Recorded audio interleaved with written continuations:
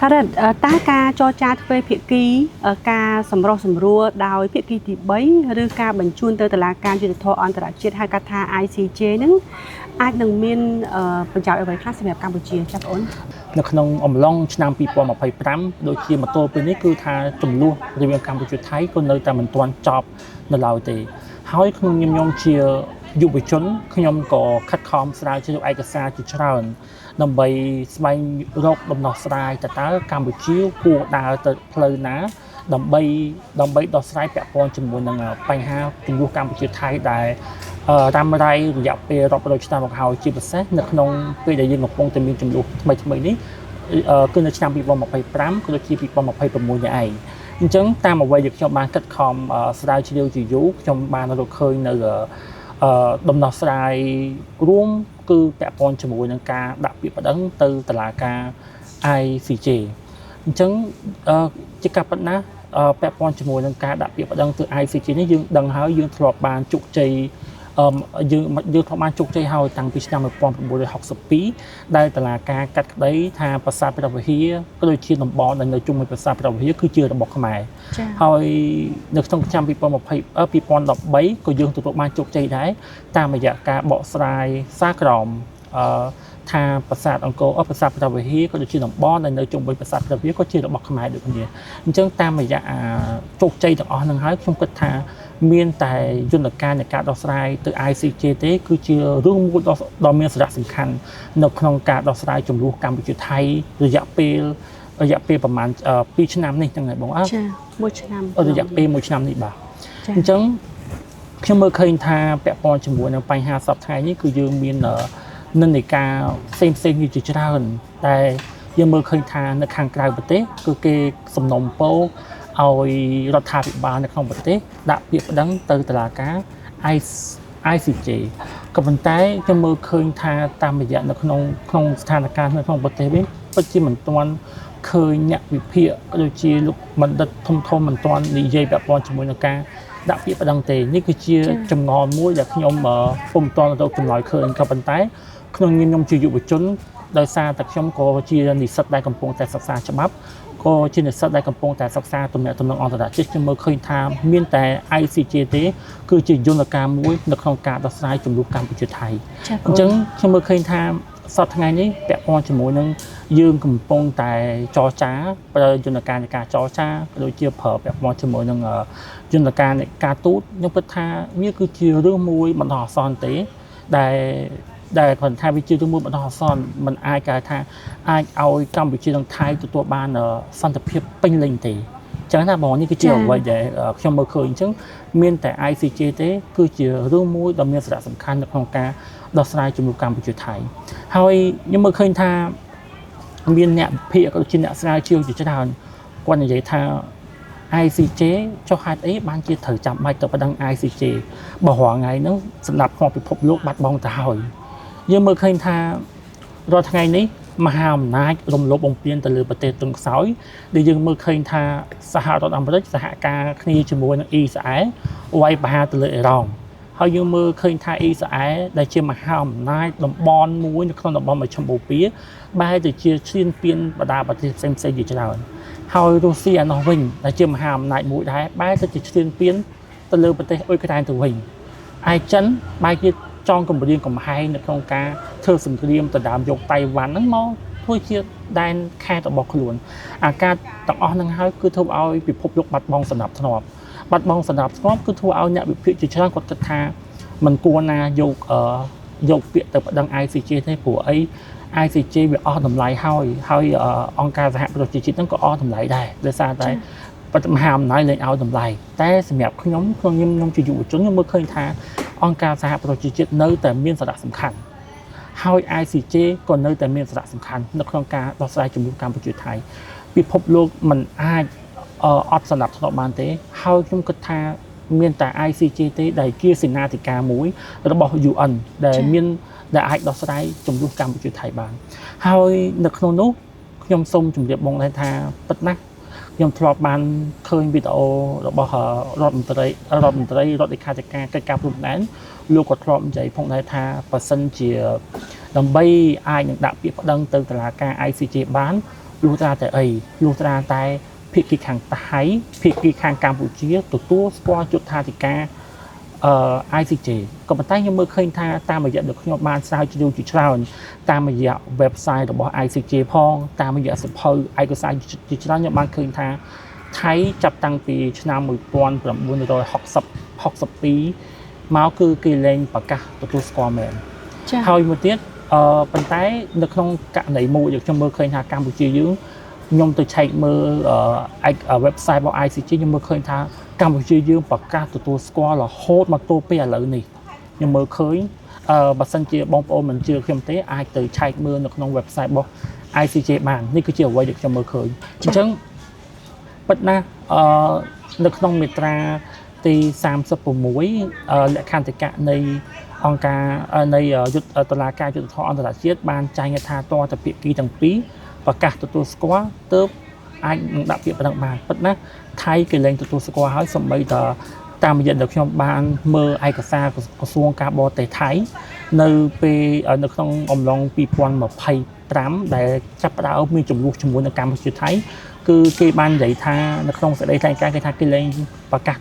ទទួលស្គាល់យុត្ថាធិការហើយគេគិតថាកម្ពុជានិងថៃគួរតែចរចាគ្នាគឺជារឿងល្អគឺគេអត់ចង់ទៅតុលាការទេពិតណាស់គឺវាពិបាកនៅក្នុងការនាំថៃឲ្យថៃនឹងទទួលស្គាល់យុត្ថាធិការណាប៉ុន្តែវាគឺជារឿងល្អសម្រាប់កម្ពុជាយើងគិតថាអញ្ចឹងមានតែចោលទេដែលអត់ហ៊ានទៅតុលាការអញ្ចឹងបើសិនជាខ្លួនឯងបើសិនជាខ្លួនឯងត្រឹមត្រូវមែនមានឯកសារដែលជាផ្លូវការមែនហេតុអីគាត់ជាអ្នកឯងខ្លាចទៅតុលាការធូបអីអញ្ចឹងបើអ្នកឯងចិត្តសឿងគួរទៅតុលាការជាមួយនឹងកម្ពុជានេះគឺជាអ្វីដែលខ្ញុំមើលឃើញអញ្ចឹងនៅពេលដែលថៃមិនទៅតុលាការយុត្តិធម៌អន្តរជាតិនេះហើយគឺបង្ហាញថាថៃគឺជាអ្នកឈ្លានពានកម្ពុជានេះគឺជាអ្វីដែលកម្ពុជារបស់យើងអាចបង្ហាញទៅកាន់ឆាកអន្តរជាតិបានចាខ្ញុំគិតថាចេះទោះអ្វីបាត់រឿងទាំងអស់ហ្នឹងខ្ញុំគិតថាកម្ពុជាត្រូវតែដាក់ពាក្យប្តឹងទោះជាមិនបានលទ្ធផលយ៉ាងណាក៏ដោយយើងត្រូវតែព្យាយាមឲ្យប្រជាជនឃើញនេះជាទស្សនៈខ្ញុំទេឲ្យប្រជាជនឃើញអំពីការខិតខំរបស់រដ្ឋាភិបាលខិតខំដាក់ពាក្យប្តឹងទៅ ICJ ទោះជាមិនបានលទ្ធផលបែបណាបែបជាដុំកំភួនសម្រាប់កម្ពុជាក៏ដោយក៏ខ្ញុំអស់ចិត្តដែរខ្ញុំជាប្រជាជនខ្មែរបរិបទខ្ញុំអស់ចិត្តដែរថាកម្ពុជាប្រឹងអស់ហើយធ្វើម៉េចបើរដ្ឋាភិបាលខំប្រឹងហើយអញ្ចឹងទោះជាលទ្ធផលបែបណាក៏ខ្ញុំទទួលយកដែរអញ្ចឹងសំខាន់ឲ្យតែខាងរដ្ឋាភិបាលលោកដាក់ពាក្យប្តឹងខ្ញុំសប្បាយចិត្តទោះលទ្ធផលបែបណាក៏អូខេដែរហើយខ្ញុំចង់ចែករំលែកចំណុចមួយទៀតយើងឃើញថាកម្ពុជានិងថៃគឺមានគេហៅថាសន្ធិសញ្ញាអនុសញ្ញាច្បាស់លាស់ពាក់ព័ន្ធជាមួយនឹងការបែងចែកព្រំដែនគោកគឺពាក់ព័ន្ធជាមួយនឹងនៅក្នុងឆ្នាំ1904និង1907អញ្ចឹងជាការបណ្ដាសន្ធិសញ្ញាទាំងអស់ហ្នឹងគឺបានចែងយ៉ាងច្បាស់ពាក់ព័ន្ធជាមួយនឹងគណៈកម្មការឥណ្ឌូចិនបារាំងសៀមគេបានធ្វើការបែងចែកច្បាស់លាស់ហើយថាតើព្រំដែនកម្ពុជានិងថៃគឺនៅស្ថិតនៅក្នុងបកគោលលេខប្រមាណគឺគេមានការបែងចែកហើយអញ្ចឹងគឺពិតណាស់គឺកម្ពុជាយើងមានឯកសារច្បាស់លាស់ពាក់ព័ន្ធជាមួយនឹងព្រំដែនដែលមានការទទួលស្គាល់ជាអន្តរជាតិចឹងប៉ុន្តែជាការសោកស្ដាយមែនទែនដែលនៅក្នុងសន្ធិសញ្ញានោះអត់មានចែងថានៅពេលដែលភាគីថៃនិងភាគីកម្ពុជាមានចំនួនថាតើគួររកតុលាការមួយណាព្រោះអីតុលាការយុត្តិធម៌អន្តរជាតិនេះ ICJ ហ្នឹងទំបង្កើតឡើងនៅក្នុងឆ្នាំ1946ទេអញ្ចឹងឯសន្ធិសញ្ញាយើងបាន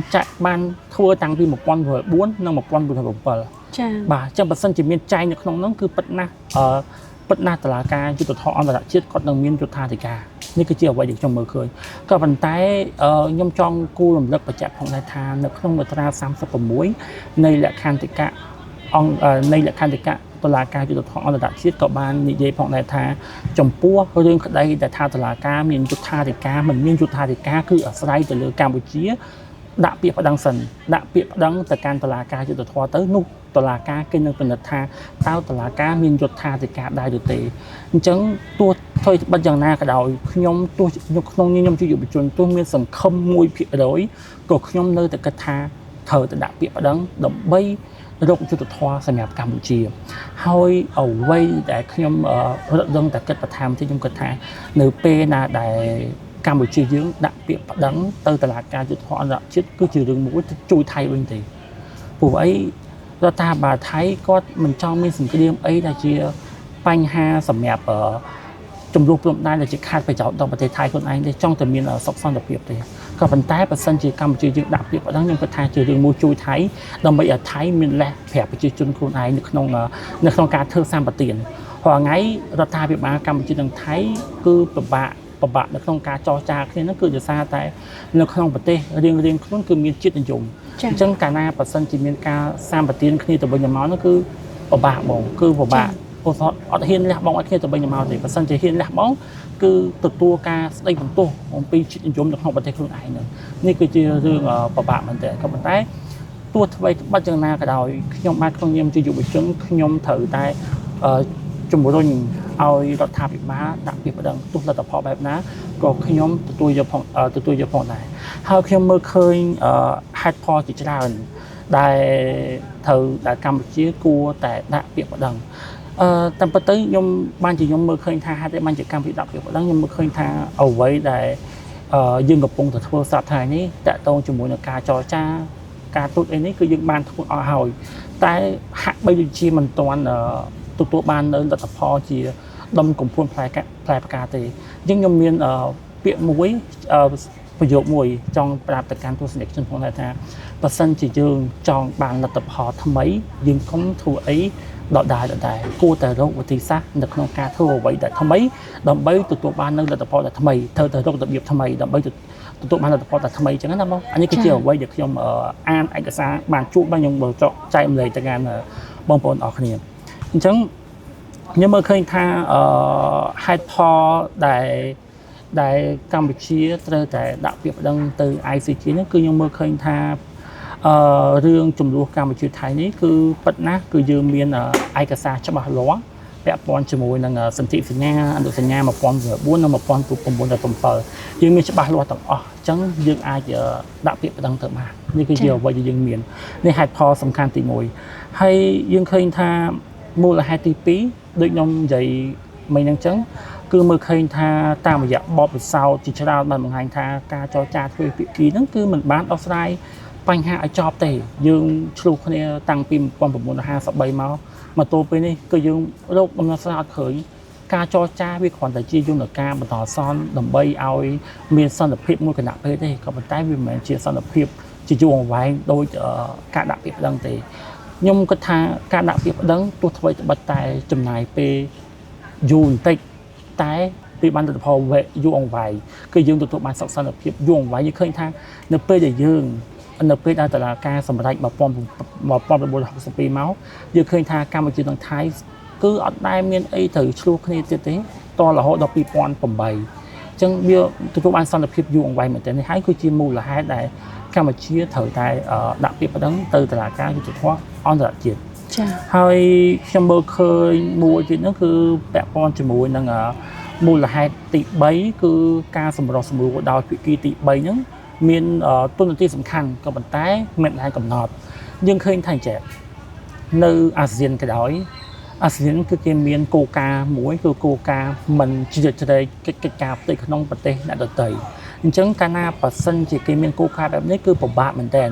តើតាភាគីទាំងពីរព្រមឲ្យអាស៊ានចូលរួមនៅក្នុងការដោះស្រាយទៅអាស៊ានចូលបានចុះបើថៃគេមិនព្រមហ្នឹងថៃមិនព្រមឲ្យចឹងអាស៊ាននោះមិនអាចចូលរួមនៅក្នុងការជួយសម្រួលអីយើងបានច្រើនទេ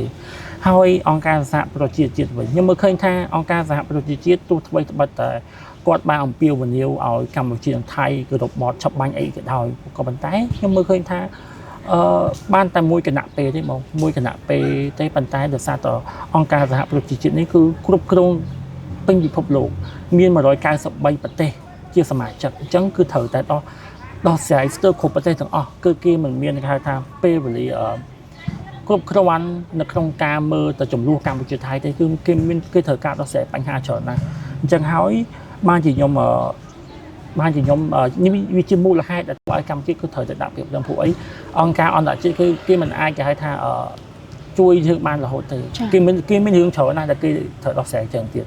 នេះគឺជាអ្វីដែលខ្ញុំមើលឃើញហើយពាក់ព័ន្ធជាមួយនឹងខ្ញុំមើលឃើញបន្តទៀតនោះគឺថា មូលហេតុសំខាន់ទី4គឺ ICJ នៅពេលដែល ICJ ដោះស្រាយគឺលទ្ធផលបានយូរអង្វែងដូចដល់វ័យខ្ញុំនិយាយមិញអញ្ចឹងគឺខ្ញុំបានកត់ត្រាថាពាក់ព័ន្ធជាមួយនឹងនៅពេលដែលឆ្នាំ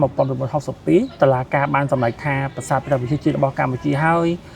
2013ក៏មានការបកស្រាយសាក្រមម្ដងទៀតតែថាប្រាសាទក៏ដូចជាតំបន់នៅជុំវិញហ្នឹងគឺជារបស់កម្ពុជាចា៎ហើយមួយទៀតក៏បានបញ្ជាឲ្យថៃដកចេញពីតំបន់នោះអញ្ចឹងយើងមានថាយើងមានហេតុផលជោគជ័យ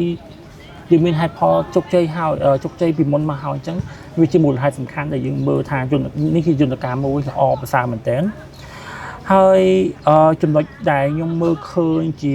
ចុងក្រោយពាក់ព័ន្ធជាមួយនឹងមូលហេតុដែលយើងត្រូវតែដាក់ពាក្យប្តឹងហ្នឹងគឺដោយសារតែពាក់ព័ន្ធជាមួយនឹងកម្ពុជាគោរពច្បាប់អន្តរជាតិអញ្ចឹងនៅពេលណាដែលកម្ពុជាយើងដាក់ពាក្យប្តឹងគឺបង្ហាញប្រាប់ទៅកាន់សហគមន៍អន្តរជាតិថាកម្ពុជាគឺជាប្រទេសដែល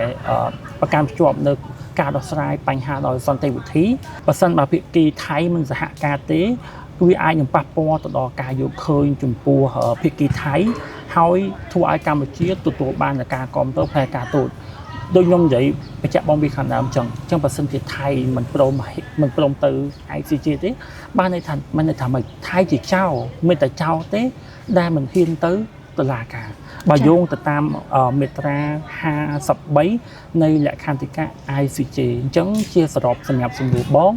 ខ្ញុំយល់ថាកម្ពុជាត្រូវតែដាក់ពាក្យប្តឹងទៅតុលាការយុត្តិធម៌អន្តរជាតិបើសិនជាយើងចង់បានលទ្ធផលថ្មីយើងគួរតែកុំធ្វើអីដដែលគួរតែផ្លាស់ប្ដូរនៅរបៀបដែលយើងកំពុងតែធ្វើរាល់ថ្ងៃដើម្បីទទួលបាននៅលទ្ធផលដែលថ្មីយើងជាចុងក្រោយនៅក្នុងសំណួរនេះខ្ញុំចង់ចែករំលែកទៅកាន់បងប្អូនទាំងអស់គ្នាផងដែរថាយើងកុំផ្អែកលើនិន្នាការតែមួយខាងយើងត្រូវយល់ថាជាទោះថ្មីត្បិតតែនៅយើងក៏ត្រូវដឹងដែរយើងក៏ត្រូវតែដឹងផងដែរថាជាការពិតណាស់នៅក្នុងសង្គមពេលបច្ចុប្បន្នគឺជាសង្គមបែបពហុគំនិតគឺយើងត្រូវតែទទួលយកគំនិតថ្មីជាច្រើនមិនថាគាត់ជំរុញឲ្យរដ្ឋាភិបាលដាក់ពាក្យប្តឹងឲ្យ